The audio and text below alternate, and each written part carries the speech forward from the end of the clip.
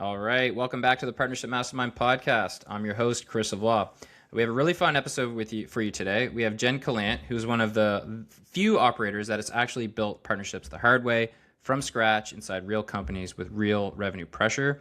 What's interesting about Jen is she didn't come up through some polished partnerships playbook career track. She actually started in customer success, realized that half her accounts were actually partners, made the case to leadership to build something from nothing, and scaled that into a full team. Since then, she's led and built partnership motions across multiple SaaS categories, channel, tech partnerships, full ecosystem plays, including leadership roles at Reputation, SearchSpring, and most recently Clio, where she led North American partnerships. Now, she's stepping into a big role as President and Chief Partnerships Officer at Sanguine, building what is essentially partnerships as a service model. And that's a pretty bold statement. I think we can agree. So Jen, welcome to the show. Thank you, Chris. Thanks for having me. Amazing. Cool. Well, look, Jen, I'm absolutely fired up for this conversation. We have so much to learn from you. We only have an hour, so we're going to have to try to pack a punch. And we start each conversation off with what we call the Fast Five, right? It's just 5 quick hitting questions to give you an opportunity to warm up and give our audience an opportunity to get to know you better. You ready for that? Great. Yeah, I'm ready. Let's do it. All right. First up, you've got 3 kids, 3 daughters, and you've built multiple partner programs. Which one is harder to manage? So honestly, I think it's a draw. I have 3 young daughters, and that's like a lot of work, and it's a lot of schedules to manage and a lot of personality to manage. If anyone has daughters out there, they probably know. But partnerships is a challenge. I think I always, when I talk to people about what I do for a living and my career in partnerships, I always say, I think I must be a glutton for punishment. But I really genuinely enjoy the challenge. And I think that's what attracted me to partnerships to begin with. I love that. Interesting that it's a draw. I mean, that just shows you how challenging the role can be, but there's a lot of upside and great things that come along with that, as we'll discuss today. Okay, second question. And this is a preview for conversation to come later, which is how important it is for like leadership at these companies to like really not just nod their head at partnerships, but really buy in. So that's what this question is oriented around. So the next question is, okay, say you're in an executive meeting and everyone is kind of going around saying, yep, they believe in partnerships. What's one question that you could ask to expose whether or not, if that's real or fake? I think the biggest question that I would pose, whether that's internal teams or external executive teams, is what's your value proposition for the partners? Beyond commission structures, what is the value to an external entity to be partnered with your organization? If they don't have an answer for that and they don't really understand that, it just means that even if they all say they're aligned, they believe in partnerships, they really just don't even understand partnerships well enough to fully believe, if that makes sense. Like, it's just, what is it that you're also offering in return? Partnerships by nature, by definition, is a two-way street. And I think a lot of organizations, unfortunately, and executives specifically, think of it as lead gen for them. How can we get pipeline in? And that's just a really selfish way of exploring partnerships for your business.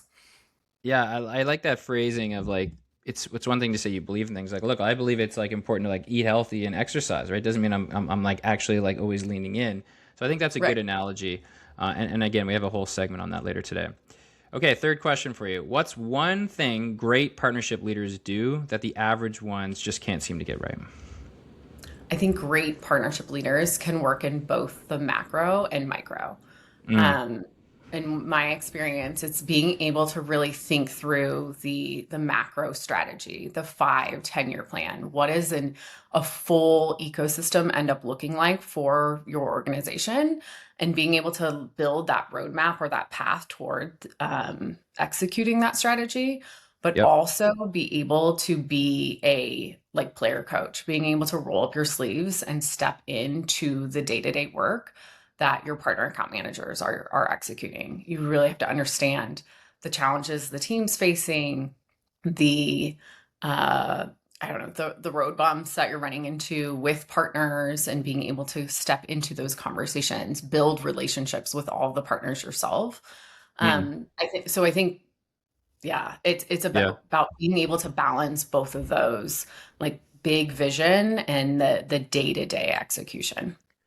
Yeah, I totally agree. I think that's one of the most important jobs of a leader is to have both big picture and like short term focus. I think on the IC layer though, I do think that a lot of them are overly kind of short sighted, which is understood to some extent. And like, look, they got to hit quota, they got to put food on their family's table.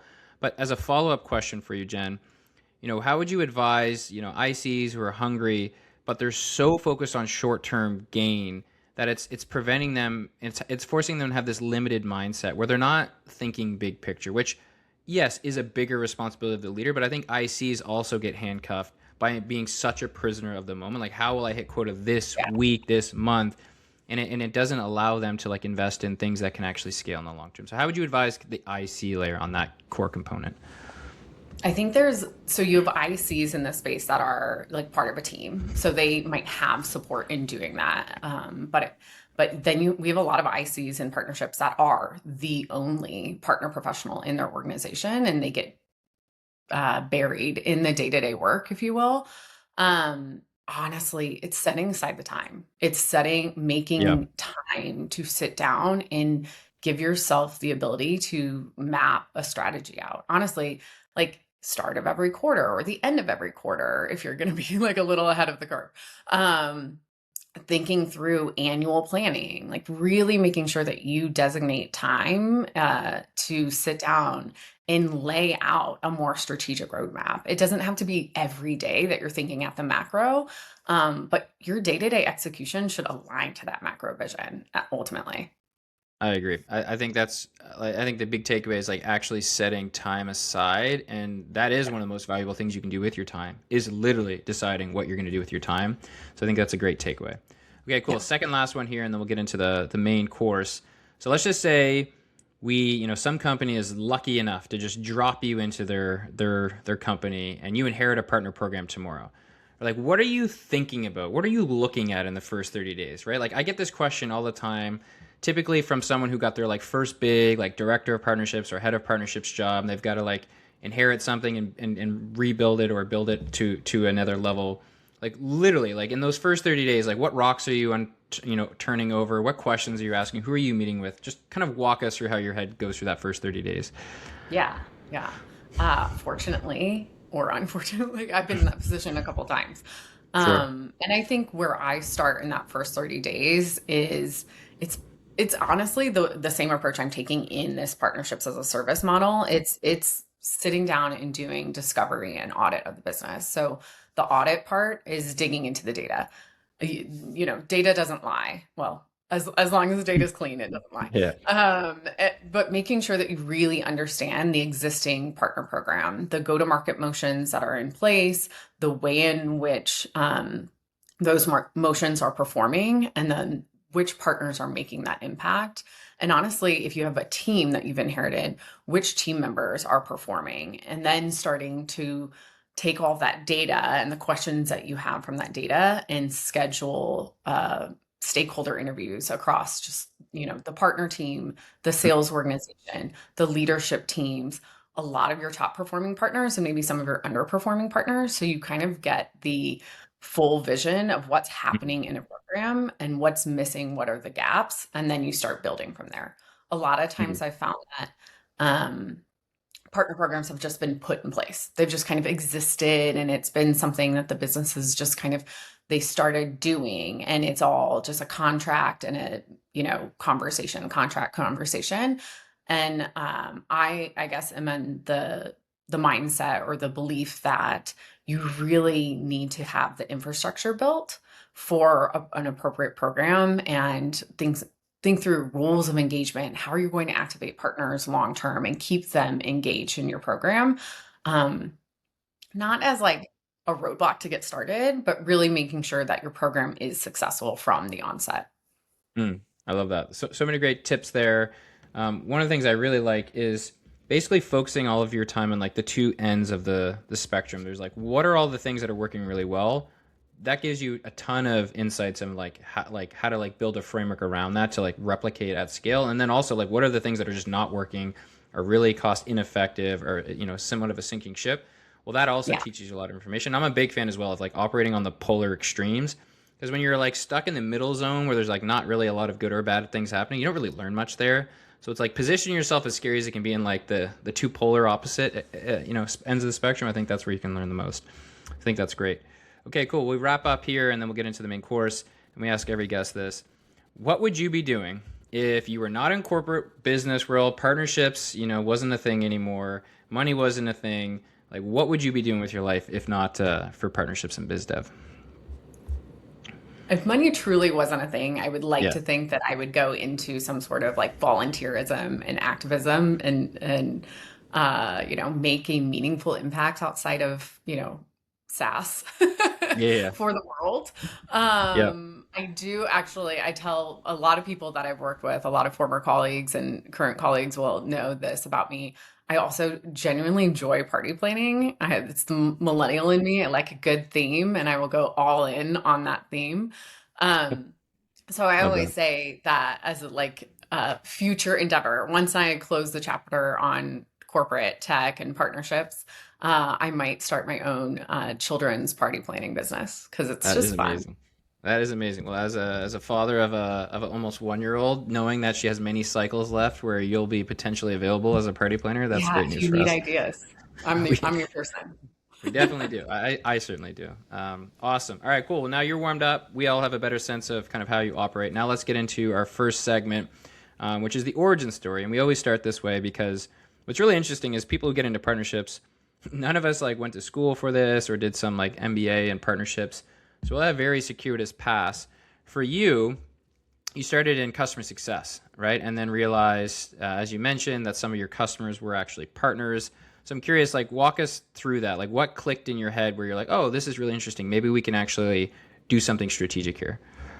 Yeah, yeah. I will say I had a former career in corporate retail. Marketing Yep. is my kind of background. And then when I moved into a SaaS organization, I started my career in customer success. Honestly, I spent about 9 months in customer success before I started to think through, okay, a couple of my partners are truly agencies that we were trying to essentially resell our platform through. And we didn't have a contract to do that. We didn't have pricing structures to do that. We had no way of really training those partners effectively. Um, or onboarding the clients they would sell to. So that became something that I started to bring up to our executive team. I was working for a smaller, I think we were 85 to 100 employees at that time, SMS marketing platform, text message marketing from brand to consumer, predominantly playing with enterprise, retail, restaurant, and dining customers at that time.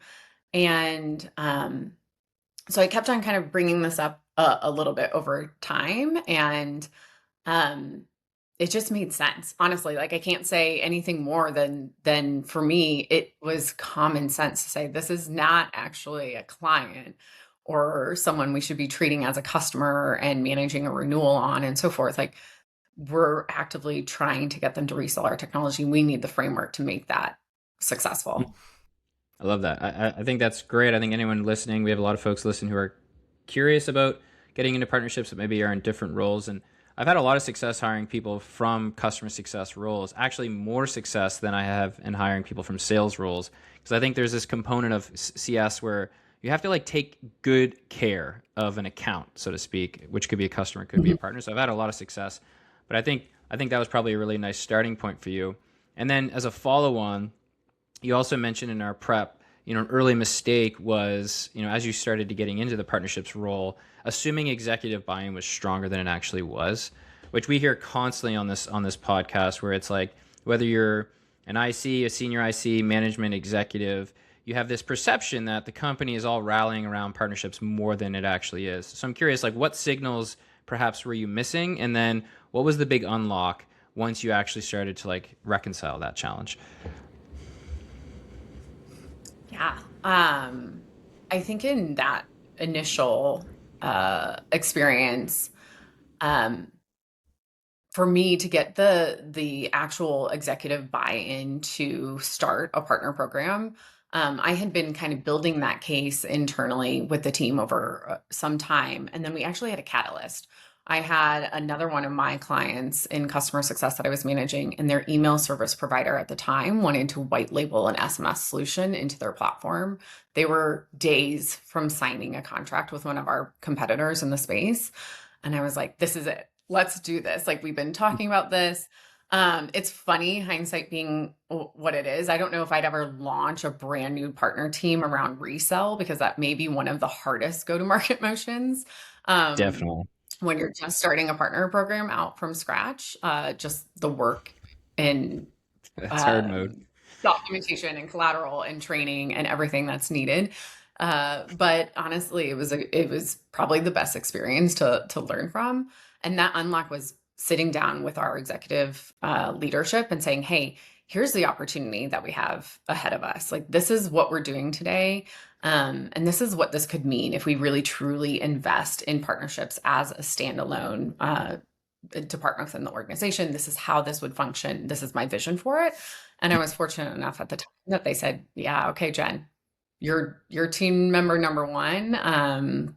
I think within 6 months, I was able to hire a like a part-time support over Yep. the summer. I think I had an intern, and then slowly build that team into a team of 8. So that was learning, being thrown straight into the mix, right into the fire, if you will.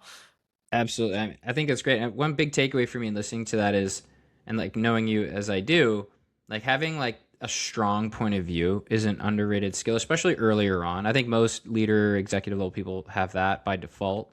But I think when you're on the come up, like you were in that situation, when you're pitching something to the higher ups, like having like strong conviction, a strong point of view, I think is really important, right? Versus imagine you to come to them like, yeah, like we're noticing some of our customers are actually agencies. There could be something there. I'm not exactly sure what it is, but like we should definitely look into it. Then they're gonna be like, okay, cool, Jen, and then they're never gonna bring it up again. But you clearly like brought urgency. You're like, look, we're about to lose to this competitor in like 6 seconds, so like we need to act quickly.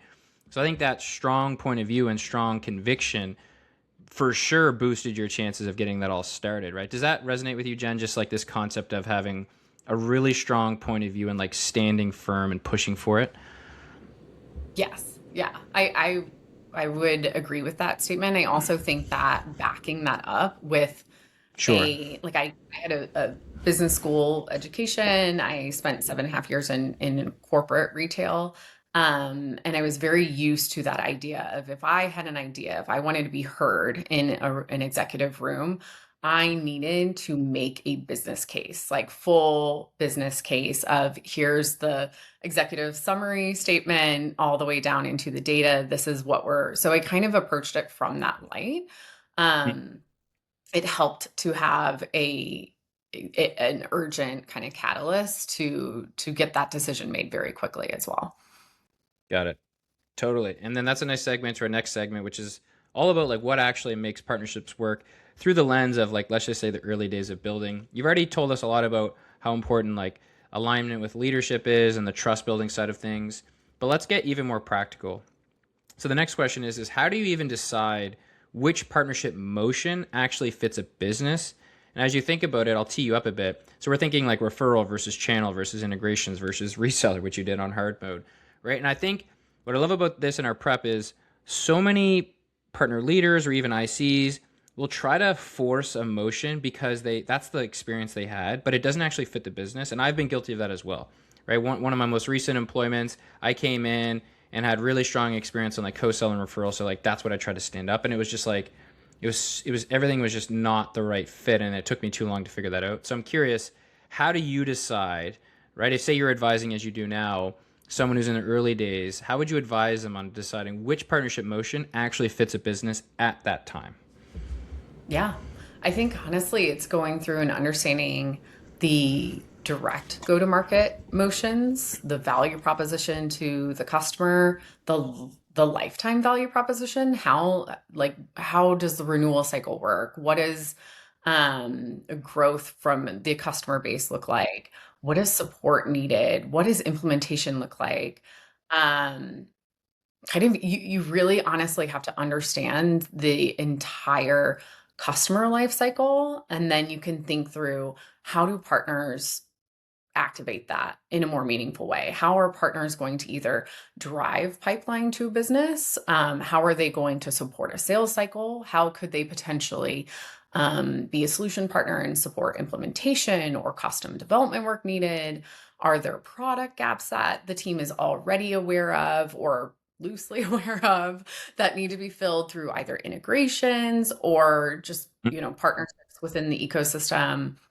Is it a really seamless, like self-service platform? Sure. That's a gold mine for resellers sometimes if you can find it really. And then in general, what does then the industry look like that the business is operating in and the other technology players in that space? There's not a silver bullet necessarily. It's really just doing a full um, Mm, audit and then thinking through, okay, what's going to make the most business impact the fastest? And starting with one. I think that's another big problem I see out there in the space is then partnership professionals will be hired and it's like, okay, we're going to do all of these things. mm. Go Like a checklist. do. Yeah. And it's just really not realistic to be successful across the board if you only have a small team, especially. Um, it's like choosing that right motion first for your business, making that successful, making it scalable, making that steady, and Yeah. then moving on and adding, and then adding your tech partnerships and then your SI relationships and so forth. Yeah, that was a masterclass, and definitely one of the most important segments we'll cover. And I think, candidly, I think choosing the motions, especially that you'll start with, choosing the motions that you will start your partner program with, I think is arguably one of the most important decisions you will make. Period. Yes. Which could be sink or swim for you because it's the leading domino. Because what happens? You pick your motions. Okay, then what? You pick the partners. Right? Too many people pick the partners first, but it's like, okay, you're just picking companies who have seemingly a similar ICP, and that's your lazy way of like thinking they're good partners. Like, no, you got to nail the motion first, which will then determine the IPP and the partners you go after, which then dictates who you even hire on your team, as an example. So if you get that right, magical things can happen. If you get that terribly wrong, obviously the opposite can happen. So I think that's a really important statement. So, which brings me to the next question, which is something I know you're very much against, which is like logo collection, just like signing partners for the sake of signing partners. So help us understand, like truly, like what is the cost, short and long term, of chasing partner volume instead of alignment? Ooh. I will say really quickly, just to circle back to that last Sure. question, I think that understanding your go-to-market motion first and foremost is critical, is like the key. But that starts to get unlocked when you know what your value proposition is to partners. That's Sitting fair. down and saying, what what would make sense for another entity to partner with us? Do they get service revenue? Do they get commissions? Do they get joint marketing to, build their brand alongside our already like industry acknowledged brand? There's a number of different things. It just depends on the business and where they sit in the space and their brand awareness and all of the things. So I would almost Yeah, say like it really starts with what's your value proposition to partners. And then that's going to actually probably direct you in the right go to market motion to unlock first. And then all of those things start to line up really easily for you. I Um, agree. Getting back to your No, you're question good. on um, partner recruitment. The cost of too many logos. Yeah, I think the cost of that ultimately it's just time and resources spent in areas where you're not going to see return. It's spending a lot of time and resources in the physical recruitment of partners and having those conversations and getting them to sign agreements and so forth, and then onboarding and launching and trying to activate those partners. There's a lot of work that goes into that, both on the administrative side and just the relationship building side. There's time and energy and effort and collateral and all of that gets put forth.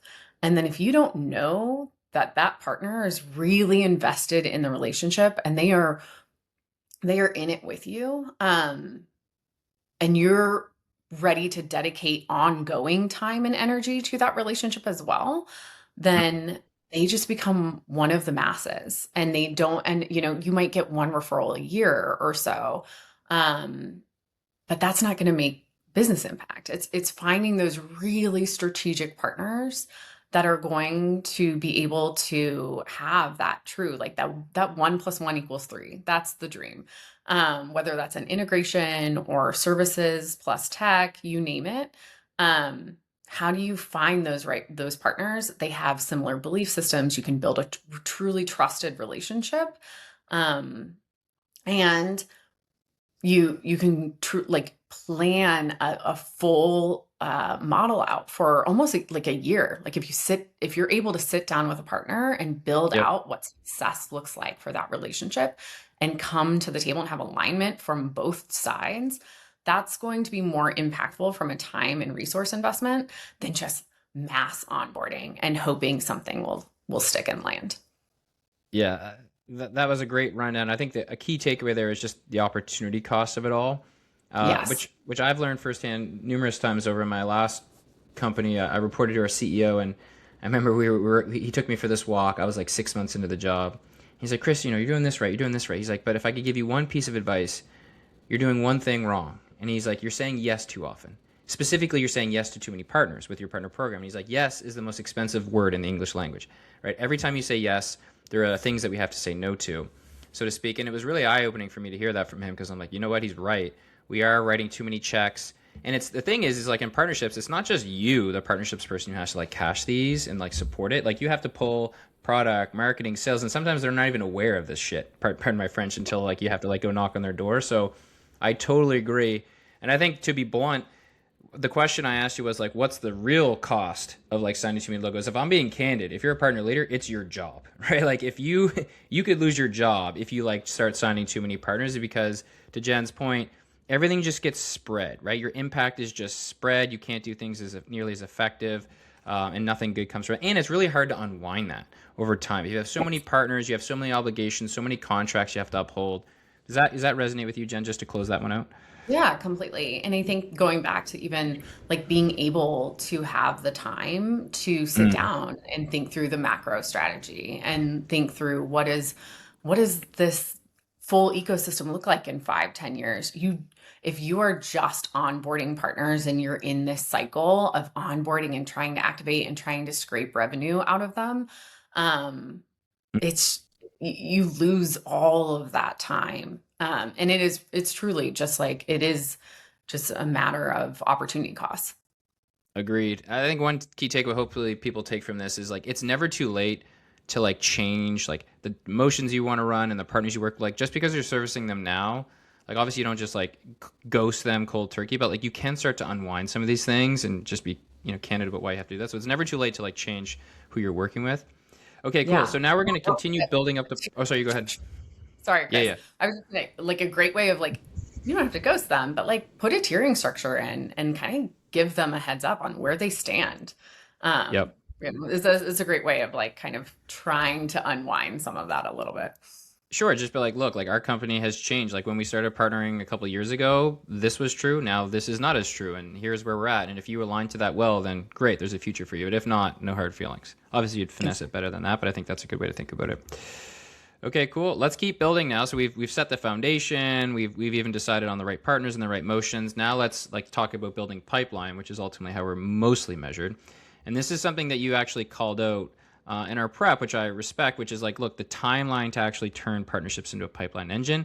On one hand, like CEOs and CROs, they don't want to hear excuses. They want pipeline yesterday, right, so to speak. But so the next question is, why do most leadership teams underestimate how long partnerships takes to like start working, and what role do you as a partnership leader play in like kind of educating them and setting expectations properly? I think why they underestimate is again going back to just true understanding of partnerships and kind of some of the lack of full knowledge of what partnerships takes to get up and running and successful for the long term from a lot of executive leaders.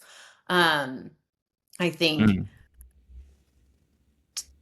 to get to like the second half of your question, like how to get them to understand that timeline, honestly, it starts from going through and sitting down and talking through, okay, this is the framework that we're going to start to build. This is what this is the current state of affairs. This is what's going on in the business and the partnership program today.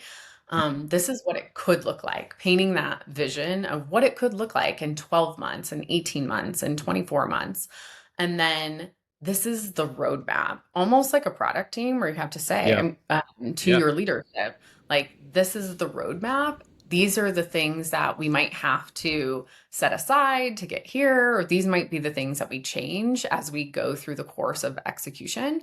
But it's like outlining the roadmap to get there, and then really trying your best to say, this is when we can then expect business impact. Um, like trying to be pretty upfront about that. And that's something that I've come to quickly realize in partnerships as a service model, Mm. is the engagements and saying, hey, this is a build, if we're going into a build or kind of a restructure of a program, and outlining, we're going to do this engagement for 90 days or 180 days. Don't expect business impact until this date, type of thing. Because just being very transparent and honest about, there's infrastructure, there are things that need to get going, there's relationships that have to be developed. Those relationships take trust and time and honestly resources behind them, to make sure that you have that all in place to then show the business impact. Yeah, I think that's a great plan. I like the idea of like a work back plan. And that's really what they want to see. They want to have confidence that you actually have a plan in place. But a big thing Yes. that a lot of, especially the IC layer, doesn't get yet, just because they haven't had the reps, is predictability is like a core responsibility of anyone in like the leadership executive level. Like even sometimes you predict like, hey, we're going to miss by 13% this quarter. Like even that, right, is useful because you're at least setting the stage, you're setting expectations correctly. So I like setting like the stage gate, so to speak, of like, okay, by 90 days, the leading indicators that we're on track will be this. Still no real business impact yet, but we'll have tangible things we can measure. By 120 days or 180 days, then we'll start to see some actual business impact coming in. And then contingency plans as well. It's like, okay, if in phase two this is true, then this is kind of how we'll pivot and respond. Which brings me to my follow-up question for you, Jen. Let's just say you do that beautifully, right? You set all the expectations right. You have this beautiful roadmap. Everyone, the leadership is like, okay, Jen, yep, sure, that's fine.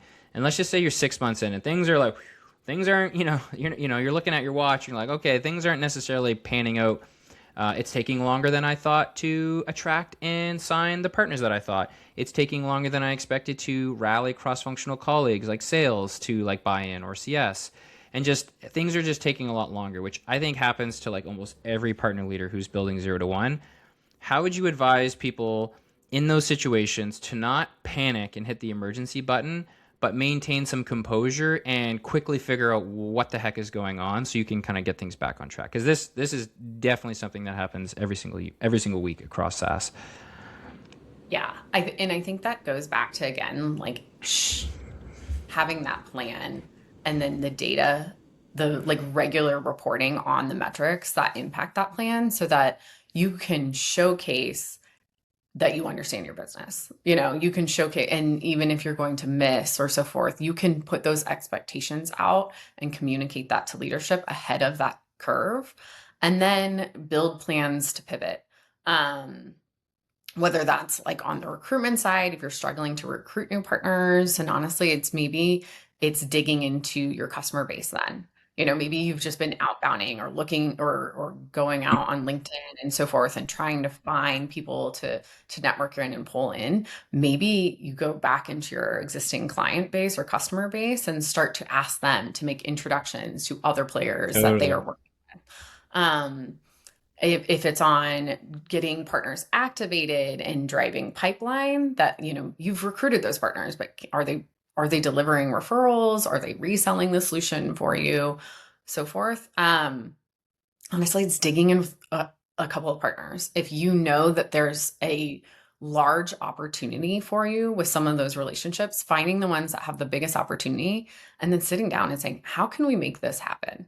Like, and what's the path to success for this? And I think a lot of that goes back to like making sure you have that like mutual success plan with partners, and have enough partner, like the right pool of partners that you can kind of go in and say that, so they're not surprised when you show up looking for a mutual success plan, Sure. but that they're like actually in it with you, and they're ready to invest alongside you and say, okay, this is how we're gonna approach this.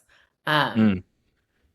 I think there's any number. I mean, I've been in situations where I've been asked to build out tech integration partnerships and then come to realize that there's no path to integrating. Our And so you API just, is garbage, so yeah, like that's not gonna you work. you really have to think through, okay, new landscape. What does that mean? How can I still make a business impact if there's going to be a different road that has to be traveled? That was great. I think that will be one of the most important takeaways from the whole interview, which is just like how to get things back on track. Because it's Mhm. one thing to like build things from scratch when everything's kind of clean, but like when things get really messy, getting back on track is what separates, I think, the haves and the have-nots. And in our prep, one thing that stood out is like you talk a lot about how important in your weekly ritual, like tracking all the data is and like looking at all the data, which I think is critical. And I think early on, there's obviously not so much data that you can rely on, but you should be tracking as much things as you can, so you can weekly monitor. Like, okay, these are the metrics that I'm expecting to be at a certain level by a certain week or a certain month. Are we off track? Okay, then it makes it easier for you to diagnose and get things back on track. So I think the tracking of it all, I think, is one key piece there. Yeah, Okay, cool. We'll go into the next. So we're just progressing. We're basically building a partner program from scratch, people. You I didn't know like it. that's what you're showing up for. So the next one's an operator deep dive. We're talking about enablement, conflict, and structure. We're going to get super tactical. So you talk a lot about setting expectations up front, right? Specifically with partners. So curious. First question: what are the non-negotiables you put in writing, or even just informally, that you set with every partner? So it does depend on your go-to-market motion with the partners. Of course.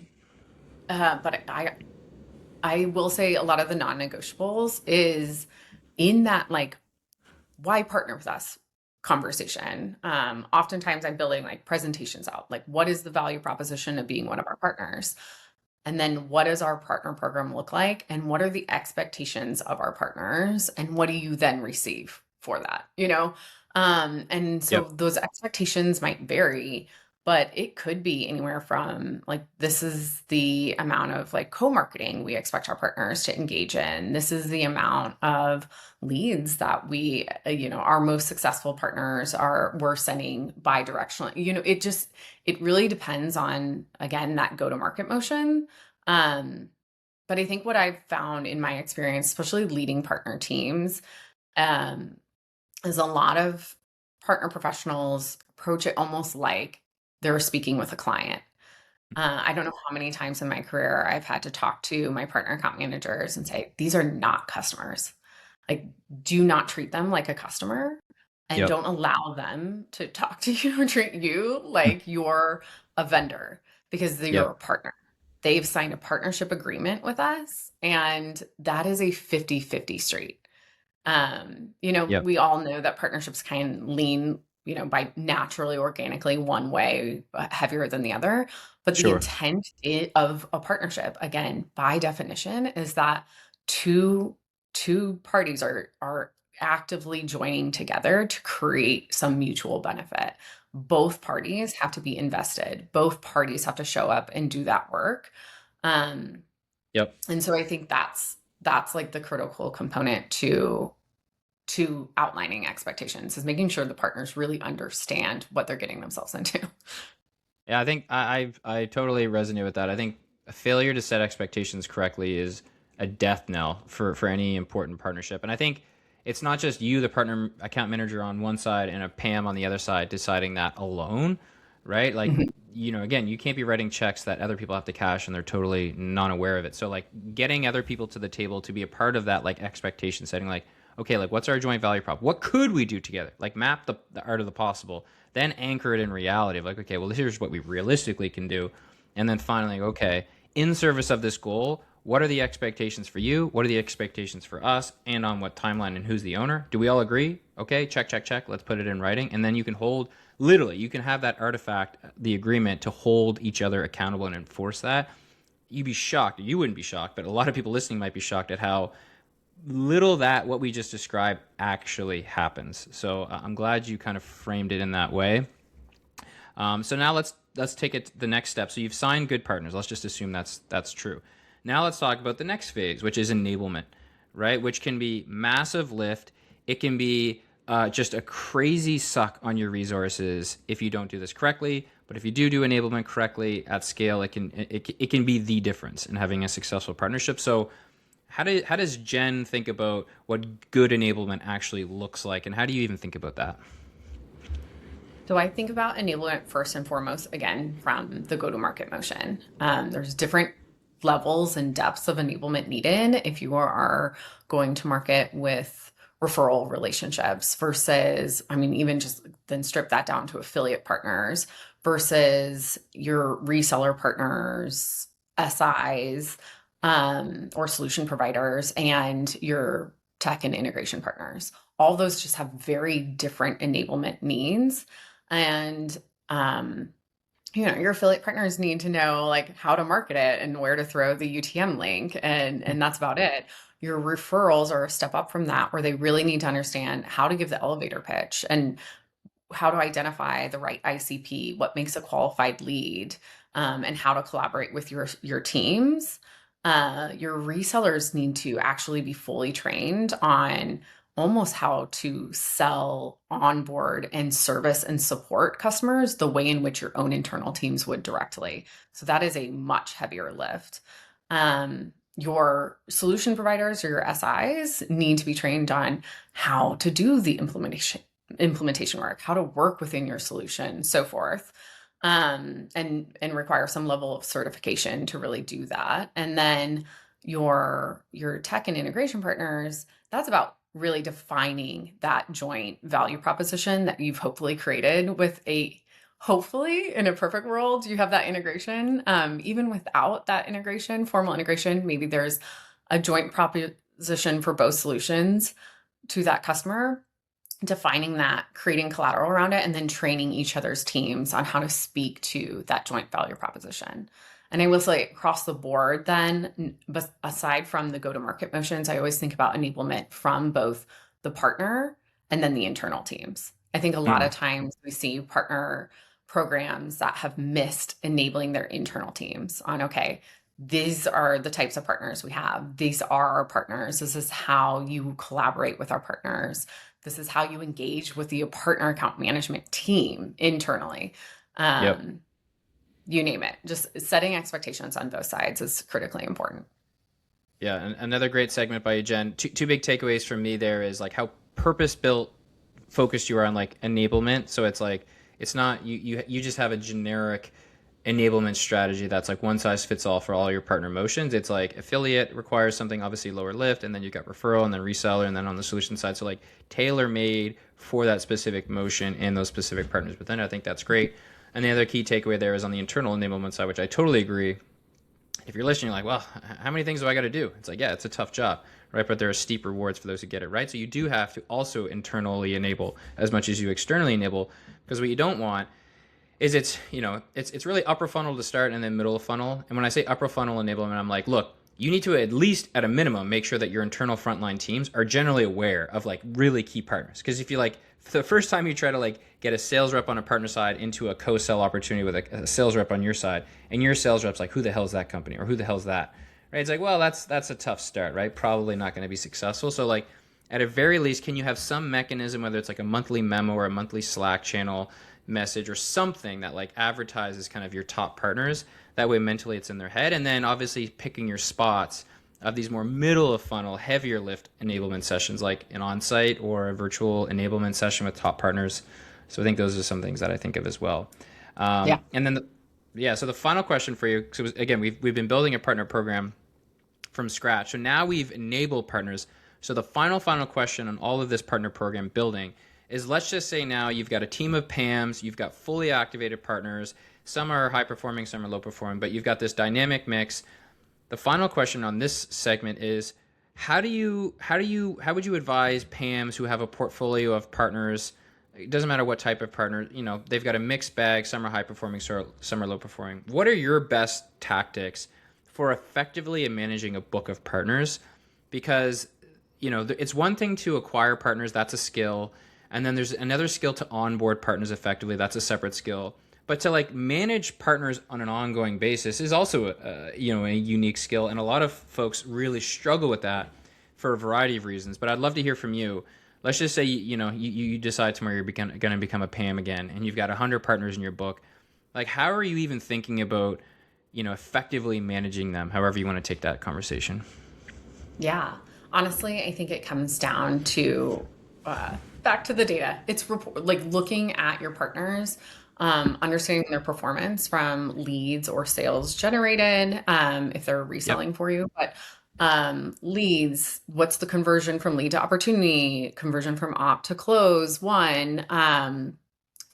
Honestly, if you can get metrics on engagement, how frequently they're logging into your PRM system, how often they are opening your monthly newsletter, how frequently they're joining your, quarterly or monthly partner webinar series.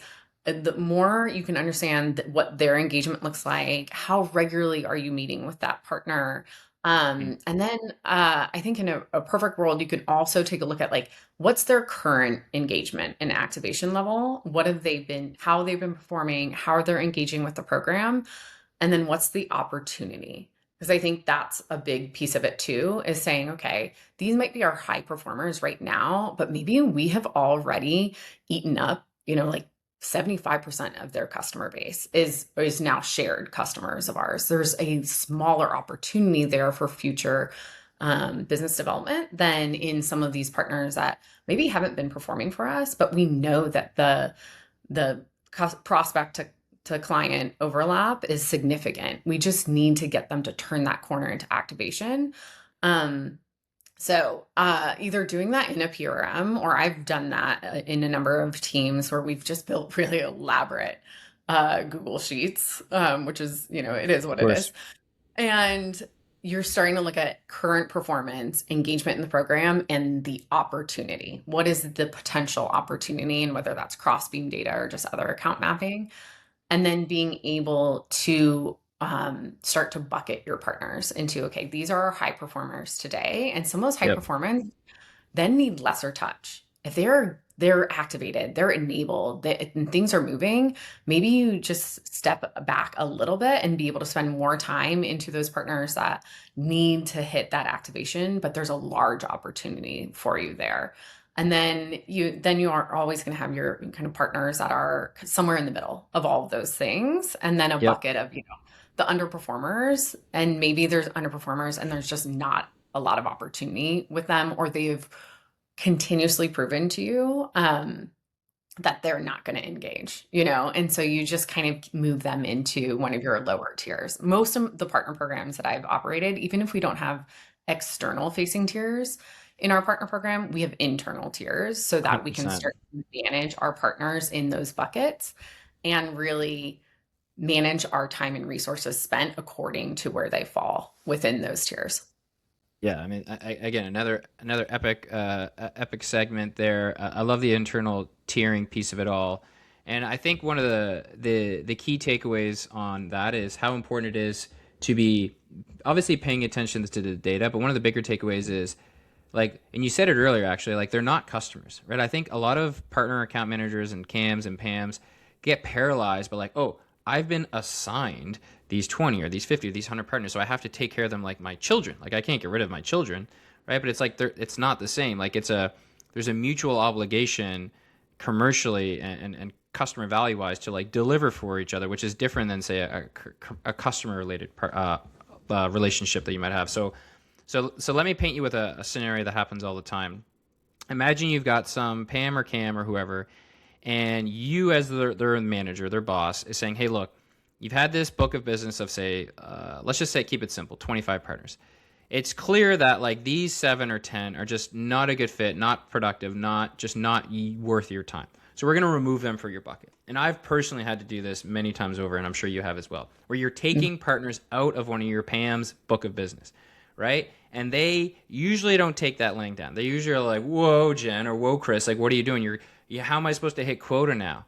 Right? So I have lots of thoughts on this. So we're not going to do real role play where you treat me like I'm a Pam. But like, how would you, and if you face this, how would you kind of talk down that Pam who's so upset about the fact that you're taking opportunity seemingly away from their portfolio when you know that that's clear cut the best thing to do? Because this does happen quite a bit. Yeah, in my experience, it happens quite frequently, especially when you've gotten either inherited or you're in the midst of a program that has a pretty high volume of partners that might not Right. have always been kind of well qualified. Um, Mm, and so really sitting down and having that conversation around, hey, there's an opportunity cost for every partner that you're trying to spend time with and activate that just has proven time and time again not to be engaged in the program. Um, and starting to look at, okay, how in that, honestly, going back to that, their tracker or their spreadsheet or however we're managing the partner profiles that they have in their book of business, and say, okay, like the way I think of partnerships in general is as a partner account manager, you're even an IC. The beauty and the challenge of partnerships is you get to be an entrepreneur within a larger organization. 100%. And most people absolutely love that. I love it. It's why I love partnerships and I built my career there. Um, However, that means you really need to approach your book of business, even as an IC, a PAM that have been assigned partners as the CEO of your partner territory. And you need Yep. to understand what the business metrics are, who's which partners are making an impact, which partners are not, and then being able to kind of understand some partners need to move off, and if they physically move off your plate, or if they just get moved down into a tier where they're just put into some sort of communication cadence, um, Mm, the opportunity then is to spend more time, more energy, more resources with these buckets of partners that have an opportunity we just haven't untapped, or go find more ideal fit partners. And so a lot of times it's just coaching. Honestly, it's just yeah. sitting with partner account managers and coaching them through that and getting them to understand every conversation, every meeting you have in the day is an opportunity cost. And you've Yep. got to really think about your time management in that way of like every 30-minute meeting you could be spending with a different partner or with a prospective partner that might Mm. have a more meaningful impact than the other partners. Yeah, that's fantastic. And any leader listening, that you can absolutely steal that playbook for addressing those otherwise like really challenging conversations to have. It's really challenging for the ICs, and it's not because they want to fight you on it. It's just they feel like you're literally taking money out of their bank account, so to speak. And it's your job, to Jen's point, to coach them through that. And one effective playbook, I can't remember who I took it from, but basically the last time it happened to me, I said, okay, here's what I'm gonna do. I want you to present two proposals to me. Let's just say these partners that I'm taking away from you cost you 7 to 10 hours a month, right? I want you to come back with two proposals. What would you do with those 7 to 10 hours if I remove those partners? So like literally, what would you do with those 7 to 10 extra hours? And then also present to me what you're gonna do to like improve those partners that I'm taking away. So I'm basically giving them opportunity to like pitch me on two things, and then usually they go through like, oh, actually I see that now. Like if I had Yeah. 7 to 10 hours back for my higher leverage partners that are already crushing, I can make them crush even more. So usually it kind of solves itself, but one thing you might be able to think about. Okay, cool. We're Yeah. on the stretch run now, Jen. We're going to get you out on the big news as of recent, which is your big move to Sanguine. So let's talk about that now. You just stepped in as president and chief partnerships officer. So the first question for you is, why this company, why this role, and why this time? Yeah. So I guess full transparency, something I've been thinking about for a long time is going off independently and doing consulting in the space and consulting and fractional work. And I formulated my own LLC a couple years back, and I was actually well down the path of building out that business, and then took a full-time role that then I had to just like completely halt the business development side, and I just Yep. stepped out of it. Um, and then when I came back on the job market in October, I was gonna kind of pick that back up because I was like, okay, this is something. There's a market here. There's a demand for it.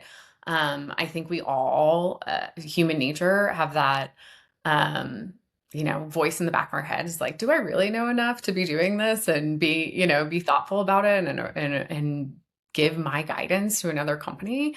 And then you start to look at, how many years you've actually been in this arena and the experiences you've had. And you're like, oh, I guess I do have something to say and some value to provide. And around that same time, I actually was introduced to the Sanguine team through a connection that I had in the legal tech space. And I think for me, just given a number of recent experiences that I've had in my career path, I needed to meet with the CEO in person. For my own benefit, it was like 40-minute drive I'm in the suburbs of Very nice. Chicago, right in the city. I got very lucky in that context, but I don't even care if I had to get on a flight to meet this person. That was if I was going to go back into an organization, I need to meet with senior leadership in person, understand who they are, what their ethos is, how they envision partner programs and so forth coming to life. And really it just all kind of happened really organically and really quickly. So it's kind of taking what I was going to go out and do independently at a much smaller scale and starting to build it out as a full business model that we're going to scale and grow. Knock on wood, hopefully. Knock on wood, knock on wood. Amazing. Well, that's awesome. And so that takes us to the next question, which you kind of mentioned it earlier, like going all in on this like partnerships as a service model. So I'm curious, what did you see in the market that made this like the clear next step? And what problem will partnership as a service brought to you by Jen and the Sanguine team ultimately help to solve? I think I think all see it a little bit, is organizations, startups, companies who are maybe not so much in the industries that are like heavy partner programs, like the e-commerce industry is like all partner programs. You have different industries like legal. I spent a little over a year in legal tech, and that's like newer partner motions in a lot of those companies, whether they're on the agency side or the technology side and so forth. Yep. So every industry is very different in where they are within their own partner program maturity level. And I think then you just have a number of startups out there and smaller organizations that have never invested, nor do they really have the resources to invest full-time in a full-time headcount for partnerships. But they all build their business through word of mouth. And if you talk to their co-founders or their heads of sales, they're like, oh yeah, a sizable portion of our business comes through referrals. And then you ask them, have you organized that? Have you structured it? Do you give incentives for those referrals? And half the time you get no, it's just, nice handshakes, word of mouth. And it's like, well, think about what could actually come to fruition for you from a business growth and development standpoint if you formalized that and offered incentives and enabled those individuals to regularly send referrals your way. So that's the approach that we're taking. We're not really going out and saying, hey, enterprise partner programs, we're going to come in and, tackle the issues that we're really starting to look at businesses that need and want to build partnerships from the ground up, or they have had a program, Yep. but they might not have had the time, energy, and resources to really get that program off the ground. Mm. And we're definitely seeing the demand in the market for it. So I think that's Yep. the goal, is to help spread the power, if you will, like not to sound like some evangelist for partnerships, but that is really it. Like I'm such a firm believer in what successful partnerships can do for business development, that if you go out there and help businesses get the infrastructure built, get the program off the ground and running, and then them see the business impact so that they then have the resources to hire someone full Yep. time internally, that's wonderful. Then we're just, spreading the good word of partnerships. I love. I mean, look, we can be evangelists. It's totally cool. I'm not above that. So we love the energy you're bringing. So then brings us to and I can validate the demand like 100% in all of my conversations. I talked to a lot of early stage founders or even mature founders and C-suites. of all the different industries, and they really are looking for this. And what's great about bringing in outside help, in addition to like the agility and you're hiring for expertise, like it is a more flexible way to like get things rolling. Like it's like you might pay a premium, obviously, like per hour work, so to speak, but it's really costly, like higher. It like that's like a heavier lift thing, and it's if you don't get the right people in, then it's just more costly. So there's definitely huge demand for what you're doing. So and then this is the final question of the interview, which is, how you think about like success. Like you just started, you've got ambitious goals. So like let's just imagine we're 1 year from now, and I'm catching up with you, and I say, hey Jen, I can see the future, right? I can see the future for 1 year from now, and you just crushed it, right? Like it was a massive success. Like what must be true 1 year from today, right? When I'm telling you that you succeed because I can see the future. Like what in your head must have happened to be true in order for this to be a huge success after 1 year? Yeah, I think the challenge uniquely that I'm facing is building these frameworks and kind of everything that I've learned across my career and things that I've learned from countless partner professionals in the space and continue to learn even on LinkedIn and other, other channels in our industry. I think taking all of that knowledge and then building repeatable frameworks, Yeah. and success plans and playbooks so that it can scale. And that's where it differs from me going out and doing my own consulting work to the goal here is really building a team of fractional consultants that can go into a business in any industry and sit down, understand their go-to-market motion, understand their value propositions, pick the right partner motions and partner types to tackle first, and build the entire construct from the ground up, and then get it up, running, stable, and successful, so that with the whole goal that that organization would then hire someone internally to take that over. And Mm, that's the way I we're like that. pitching it. So the challenge is building the professional services side of the business, Sure. which is a new avenue for me. It continues to be a learning curve daily of like, okay, if I'm going to scale a professional services business and give, um, my team the tools and resources that they can go out and do this and do it successfully and keep clients happy. Yeah. Um, so it's not just being on the line for one partner program and No. metrics for one business. It's starting to, being held accountable for tens of clients, partner programs. Totally. We appreciate the vulnerability there and just expressing kind of the key challenges. And part of it is also like you're trying to thread the needle like Goldilocks of like you need the materials and resources that you're building and providing to these clients to be scalable and repurposable so you don't like reinvent the wheel. But they also need to be dynamic such that your clients can easily modify them after you've kind of like let off your hands off the wheel, so to speak. So I imagine Right. it's a delicate balance of like, okay, well, it needs to be purpose built for the client, but it also can't be like so rigid that once we back off, they're like, wait, what the hell do we do with this materials, right? So I'm sure it's a delicate balance. Okay, Exactly. look, well, we're at time, Jen. I can't thank you enough for this really candid conversation. Didn't know we were going to end up building a full-fledged partner program from scratch, but that's ultimately what we ended up doing, plus a lot of other good stuff. So, Jen, thank you so much for joining the show.